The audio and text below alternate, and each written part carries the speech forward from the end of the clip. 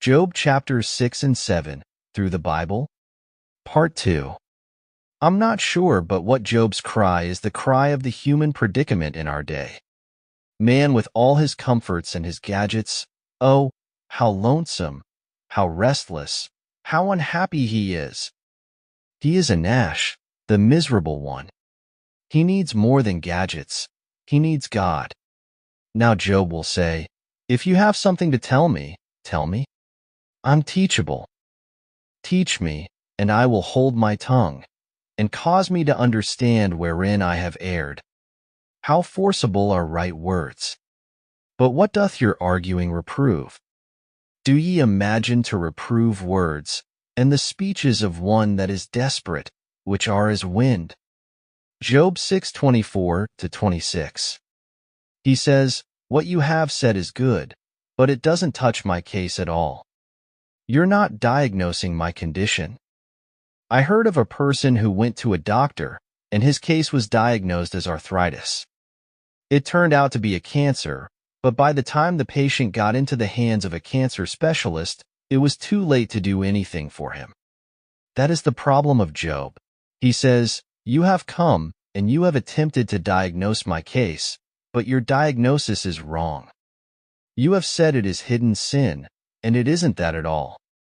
Now if you diagnose it accurately, and you have something helpful to say to me, say it, and I'll listen to you. Remember that these three friends didn't really know God, they didn't really know Job, and they didn't really know themselves. They didn't understand the true situation, and all three will come to the conclusion that Job had sinned and won't confess the truth. Since he won't confess his secret sin, he is being judged. Is there not an appointed time to man upon earth? Are not his days also like the days of an hireling? As a servant earnestly desireth the shadow, and as an hireling looketh for the reward of his work, so am I made to possess months of vanity, and wearisome nights are appointed to me. Job 7, verses 1-3. Job has no relief from his sorrow or from his pain. He is a very sick man, and his friends seem to ignore that. They have not offered him any comfort. Even his wife, his helpmeet, has suggested suicide to him. When his world caved in, he became a distraught and frustrated man to be pitied. When I lie down, I say, when shall I arise and the night be gone? And I am full of tossings to and fro unto the dawning of the day. My flesh is clothed with worms and clods of dust. My skin is broken and become loathsome. My days are swifter than a weaver's shuttle, and are spent without hope. Job 7, verses 4-6. Job apparently felt he had an incurable disease, and that the end was coming and was not far off. He probably did have such a disease. In all this, his friends paid no attention to his problem.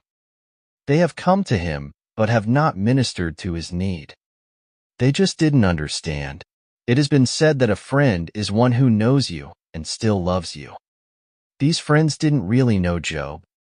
He says that at least his physical condition should have called forth some sympathy from them. When I say, my bed shall comfort me, my couch shall ease my complaint, then thou scarest me with dreams, and terrifiest me through visions, so that my soul chooseth strangling, and death rather than my life. I loathe it. I would not live alway.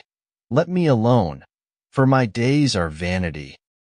Job 7:13-16. It seems that his fever drove him to periods of delirium and hallucinations. What is man, that thou shouldest magnify him, and that thou shouldest set thine heart upon him, and that thou shouldest visit him every morning, and try him every moment? How long wilt thou not depart from me, nor let me alone till I swallow down my spittle? Job 7:17-19. He wishes he could just die in peace. He wishes that God would let him alone. He senses that he is being tried, but he hasn't any notion what is really behind all of this. His reaction is the reaction of many. Just leave me alone in my misery. I have sinned. What shall I do unto thee, O thou preserver of men? Why hast thou set me as a mark against thee, so that I am a burden to myself? And why dost thou not pardon my transgression, and take away mine iniquity? For now shall I sleep in the dust, and thou shalt seek me in the morning, but I shall not be. Job 7:20-21. They have raised the question of Job's sin. Job doesn't claim to be guiltless. He admits he has sinned, but why should he be selected for this special attack as a notorious sinner? Why should his life be a burden when he is not that kind of a sinner? Why doesn't God show mercy on him? Why doesn't God pardon his sin and restore him? While he admits that he is a sinner, he says that he is getting more than he deserves. We can see in Job a breaking down of his integrity. When a man's integrity is broken down, he becomes an easy mark for Satan. This is the thing that happens to many a man today who attempts to fight life alone. He begins to hit the bottle, or he drops into sin. Satan has a chance to attack him because the man's integrity has broken down. This is the situation with Job. Will Job break under all of this?